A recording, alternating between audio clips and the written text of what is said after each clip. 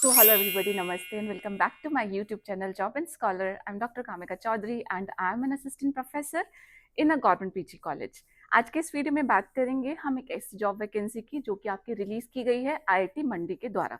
IIT मंडी आपका हिमाचल प्रदेश में पड़ता है, प्लस उसी के साथ साथ में ये आपका मिनिस्ट्री ऑफ एजुकेशन के अंडर आने वाला हमारा एक आईआईटी है। ठीक है, तो बेसिकली आप सोच सकते हैं कि आपकी जो जॉब होगी वो मिनिस्ट्री ऑफ एजुकेशन के अंदर ही होगी।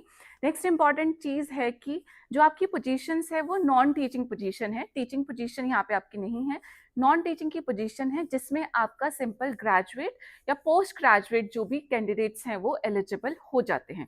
इस वीडियो में हम यही सारी जो रिक्वायरमेंट्स है वो चेक करेंगे, प्लस जो सिलेबस है अभी ऑफिशियल वेबसाइट पे रिलीज नहीं किया गया है, बट बिकॉज 2-3 साल पहले भी सेम आपकी वैकेंसीज आई थी, तो उसी का सिलेबस प्लस जो सिलेक्शन प्रोसीजर है वो हम इस वीडियो में जरूर चेकआउट करेंगे, तो लास्ट तक इसको चेक करके जाना। अभी हम फटाफट स्टार्ट करते हैं कि basic details, basic requirements of this particular job क्या क्या आपके बनते हैं। तो सबसे पहले बात करेंगे हम opening and the closing date की। ओपनिंग ऑलरेडी हो चुकी है, क्लोजिंग डेट जो है आपकी वो 9 अप्रैल 2026 है। 9 अप्रैल 2026 को लास्ट डेट हो जाएगी। आपको ऑनलाइन ही अप्लाई करना है। ऑनलाइन अप्लाई करने का लिंक आपको जो पिन्ड कमेंट है वहां पे मिल जाएगा। अब पोजीशन का नाम क्या है आपका? पोजीशन का नाम है जूनियर असिस्टेंट की पोजीशन। पे लेवल कितना है यहाँ पे? लेवल 3 की आपकी पोजीशन होती है। अभी इसका भी जो डेफिनेशन है वो बता दूंगी। लेवल 3 में आपका क्या होता है कि आपकी सैलरी, क्योंकि हम सभी जानना चाहते हैं कि अगर हम लेवल 3 में काम करेंगे तो टिल वेयर आपका जो सैलरी है वो रेंज करेगा। तो स्टार्टिंग बेसिक आपका 40 to 45,000 पर मंथ यहाँ पे मिलेगा। नेक्स्ट है आपका एज लिमिट। एज लिमिट है 30 years for the unreserved category candidates. Then आपका ये बाइफर्केशन ऑफ द पोस्ट है कि एससी में आपकी 2 पोस्ट हैं, एसटी में आपकी 2 हैं, ओबीसी में 4 पोस्ट हैं, ईडब्ल्यूएस में 2 हैं, अनरिजर्व में 7 एंड टोटल इस तरीके से आपकी 17 पोस्ट यहाँ पे बन जाती है। नेक्स्ट आपका क्या बोला है कि लास्ट डेट 9 अप्रैल हम ध्यान रखेंगे। आफ्टर दैट आपका क्वालिफिकेशन, एक्सपीरियंस, नॉलेज एटसेट्रा क्या क्या यहाँ पे रिक्वायर्ड है। तो सबसे पहले जो लोग ग्रेजुएट हैं, जिन लोगों ने बैचलर्स डिग्री की है, जिनके मिनिमम 55% ऑफ द मार्क्स हैं और उनको साथ में 1 साल का रेलिवेंट एक्सपीरियंस भी है कहीं पर भी असिस्टेंट या जूनियर असिस्टेंट की पोजीशन का, तो उस केस में आपका क्या हो जाएगा? उस केस में आप एलिजिबल हो जाते हो। प्लस यहाँ पे आपसे एक्सपेक्ट किया जाता है कि आपको नॉलेज ऑफ द कंप्यूटर आपको जरूर हो। ठीक है, अगर आपने मास्टर्स किया है मिनिमम 55% मार्क्स के साथ में, उस केस में आपका जो एक्सपीरियंस का रिक्वायरमेंट है वो यहाँ पे नहीं रिक्वायर्ड है। ठीक है, तो मास्टर्स अगर आप हैं, only masters without any experience, freshly mastered अगर आप लोग हैं, then also you will be eligible, but आपको इसमें भी नॉलेज ऑफ कंप्यूटर जो है वो रिक्वायर्ड हो जाती है। डिजायरेबल में भी है कि आपको you should be experienced in handling the establishment matters, legal, purchase and import, account, audit, hospitality etcetera. जो आपका एग्जामिनेशन भी होगा उसमें भी ये सिलेबस में ये वाला पार्ट आपका आ जाता है, बट ये ओनली डिजायरेबल है। अगर आपको अभी नहीं आता है, no worries, because you will be having the time. जब तक आपका रिटन एग्जामिनेशन होता है तो you can prepare for that. ठीक है, इसका कोई डॉक्यूमेंटेशन यहाँ पे रिक्वायर्ड आपसे नहीं होगा at the time of filling the form. Next we will move on to see कि कुछ जनरल इंस्ट्रक्शंस हैं। ठीक है, हाँ, ये इंस्ट्रक्शन आपका क्या बोलता है? ये इंस्ट्रक्शन बोलता है कि स्टार्टिंग में जब आप ज्वाइन करेंगे तो आपको प्रोबेशन पीरियड पर रखा जाएगा एंड उसके बाद आपका क्या हो जाता है? कंफर्मेशन हो जाता है, जो कि हर एक गवर्नमेंट जॉब में होता है। आप कोई भी जॉब ज्वाइन करते हैं तो 1 साल या 2 साल का आपका जो है वो टाइम पीरियड आपको दिया जाता है, जिसको हम प्रोबेशन पीरियड कहते हैं, एंड उसके बाद आपका रेगुलराइजेशन या कंफर्मेशन कर दिया जाता है। यही यहाँ पे इस पॉइंट में मेंशन आउट है, the appointment will be regularized. You can see this important term. तो आपको ये समझना है कि ये आपकी परमानेंट पोस्ट है, रेगुलर पोस्ट है, क्योंकि हर एक गवर्नमेंट जॉब का प्रोबेशन का रूल है, तो यहाँ पे भी वही आपका अप्लाई होता है। नेक्स्ट है आपका कि कंप्यूटर में क्या क्या नॉलेज मांगी गई है। कंप्यूटर में आपको open source software, open office in relevant area and fluency in English is required for the post listed. ठीक है, तो ये सारी चीजें आपको यहाँ पे आनी चाहिए। नाउ नेक्स्ट इंपॉर्टेंट चीज है कि हाँ, एज का रिलैक्सेशन, जो रिजर्व कैटेगरी कैंडिडेट है उन लोगों के लिए एज का relaxation as per the central government rule ही यहाँ पर भी वर्क करता है। फॉर एग्जाम्पल, अगर आप SC/ST कैंडिडेट हैं तो आपको +5 ईयर्स का एज का रिलैक्सेशन मिल जाता है। तो 30 ईयर्स आपका अनरिजर्व जो एज था उसमें +5 कर लीजिए, तो अगर आप 35 ईयर्स तक के भी हैं तब भी आपका क्या हो जाएगा, you can apply for this particular position, अगर आपके बाकी के जो एलिजिबिलिटी रिक्वायरमेंट है वो फुलफिल होते हैं। तो ऐसे OBC नॉन क्रीमी लेयर का +3 ईयर्स हो जाता है, तो उनके लिए 33 ईयर्स का आपका एज का रिलैक्सेशन यहाँ बन जाएगा।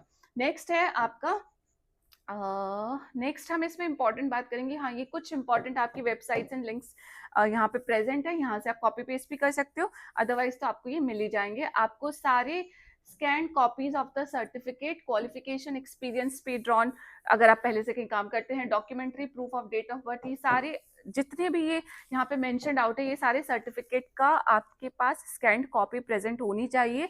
During the time of filling the form आपको ये सब अपलोड करने पड़ेंगे, तो इसका स्क्रीनशॉट लेके इन सबको आप प्रिपेयर करा लीजिए, ठीक है।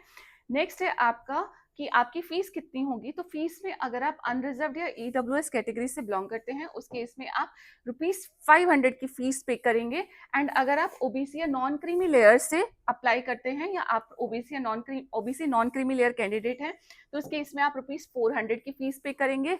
SC/ST विमेन या PWBD या ESM कैंडिडेट है तो आपको ₹300 की फीस यहाँ पे फी पे करनी पड़ेगी, ठीक है। बट यहाँ पे थोड़ा सा कुछ प्रॉब्लम है, यहाँ पे इस वाले कॉलम में 300 मेंशन है एंड नीचे एक लाइन दी गई है कि SC/ST, PWD and ESM categories are exempted from payment of application fee. तो इन कैंडिडेट्स के लिए ये भी हो सकता है कि आपको कोई भी फीस पे ना करनी पड़े। ये दो थोड़ा सा जब ये कैंडिडेट्स अप्लाई करेंगे तो उस टाइम पे आपको फीस का जब कॉलम आएगा तभी आपको समझ आएगा ये वाली चीज। यहाँ पे दो चीजें अलग अलग लिखी हुई हैं, तो दैट डजंट मैटर मच क्योंकि बहुत ज्यादा फीस दोनों में ही नहीं है।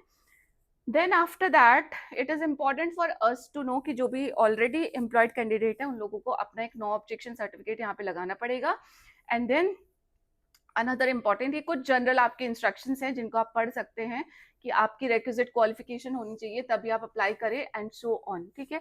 आपका एलिजिबिलिटी क्राइटेरिया आपको पता चल गया है, आपका एज क्राइटेरिया पता चल गया है, रिजर्वेशन पता चल गया है। एंड उसी के साथ साथ में अभी हम देखेंगे कि जो आपको अप्लाई करना है वो कहाँ से अप्लाई करना है एंड उसके तुरंत बाद कि आपका जो सिलेक्शन प्रोसीजर है वो क्या होने वाला है। तो सिलेक्शन प्रोसीजर में आपका रिटन टेस्ट होगा, आपका इंटरव्यू होगा एंड आपका डॉक्यूमेंट वेरिफिकेशन वाला पार्ट होगा and after that you will be joining. 17 post for junior assistant बहुत कम नहीं है, जस्ट इमेजिन कि 17 लोग सिर्फ जूनियर असिस्टेंट ही हैं, ठीक है। तो उसके लिए I think you all should work hard and should apply, क्योंकि फीस भी बहुत ज्यादा नहीं है, राइट। तो इसके बाद हम डायरेक्ट चलते हैं and we will just see कि आपका जो है कहाँ से आप अप्लाई करने वाले हैं, वो पेज कौन सा है। तो I just open the browser and here already the recruitment portal.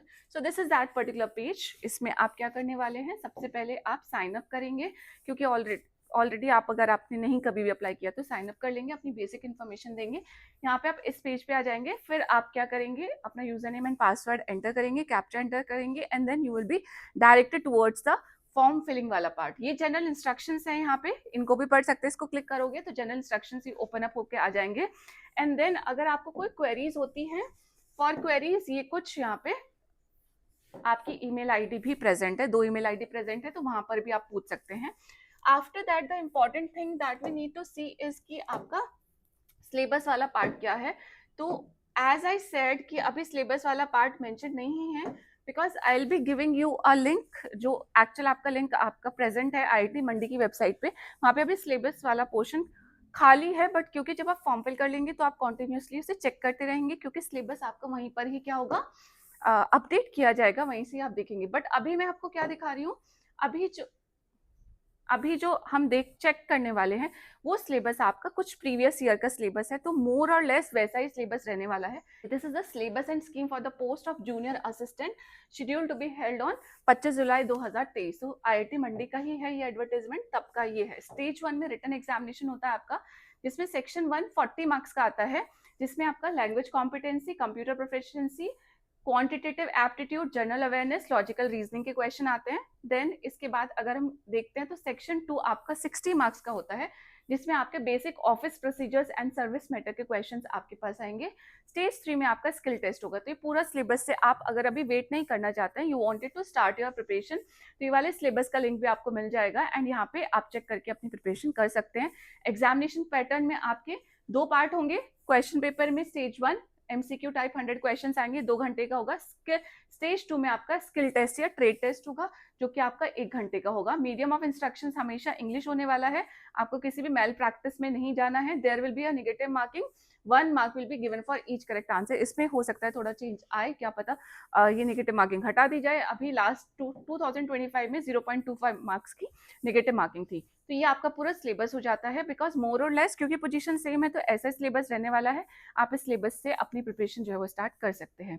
तो मेरे ख्याल से ये सारी इन्फॉर्मेशन यहाँ पे अभी समड अप हो चुकी है, ठीक है। I presented in front of you. इसके अलावा आपको और कोई क्वेश्चन है, क्वेरी है, तो कमेंट बॉक्स में you can definitely ask. But I try कि जो इंपॉर्टेंट इन्फॉर्मेशन मुझसे स्किप हो गई है उसका आंसर मैं जरूर करूं, बट जो इन्फॉर्मेशन मैंने ऑलरेडी वीडियो में प्रेजेंट कराई है उसका answer I try to avoid, because वो मैं ऑलरेडी बता चुकी हूँ। And to ask the same thing again and again is like I just thought that, I just think that in my mind कि please go and check the video. So अगर आप लोगों को ऐसी जॉब रिलेटेड जो videos होती हैं, vacancies होती हैं, बहुत सारी वैकेंसीज हमें नहीं पता चलती है, ऐसी रियलिस्टिक एंड ऑथेंटिक वैकेंसीज में आपको इंटरेस्ट है, आप चेक करना चाहते हैं, तो ये वाला जो रिस्पॉन्सिबिलिटी आप मुझ पे छोड़ दीजिए। I will definitely fulfil that. You just check the video and start preparing अपना एलिजिबिलिटी एंड अपना इंटरेस्ट फाइंड आउट करके कि yes this is the kind of the job that I would like to do और I would not like to do, ठीक है। अगर आपको लगता है कि ये आप किसी और को शेयर कर सकते हैं, आपका फ्रेंड है, आपको कोई कलीग है, आपका कजन है, वो सो एवर, ठीक है, आप उनको भी शेयर कर सकते हैं। And lastly I would just say कि please subscribe to my channel. With that I will just say bye bye, take care, अपना ध्यान रखिएगा। जय हिंद, नमस्ते, थैंक यू, बाय।